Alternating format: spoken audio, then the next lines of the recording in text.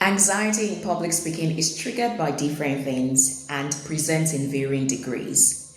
Now, the same way you will not have a doctor diagnosing you without knowing your symptoms or maybe running some clinical tests on you, is the same way you might not be able to get to the root of these issues if you do not know what is wrong.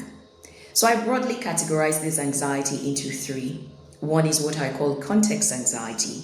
There is audience anxiety and there is situational anxiety. I'll take audience anxiety as an instance. So let's say you're used to presenting in your office, and not just that, you're used to presenting to your subordinates. Now you're required to present to your superiors and people that you feel know way more than you.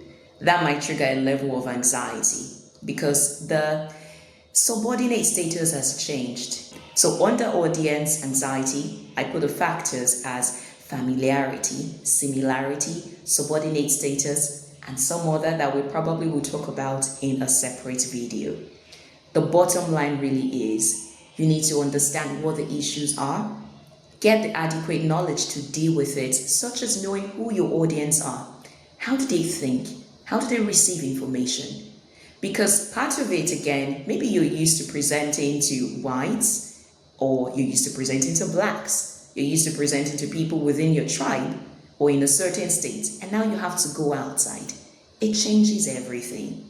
But once you have an idea of who they are, you might not know them individually, but you just have a good understanding of how they might receive things. It helps you to know the do's and the don'ts, and then it helps for you to just reduce the anxiety.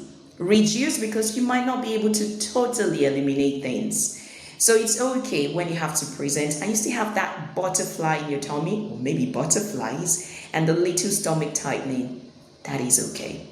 What is not okay is when it paralyzes you and then everything you have arranged in your head totally becomes jumbled. Then you need help. However, everything really gets easier with practice.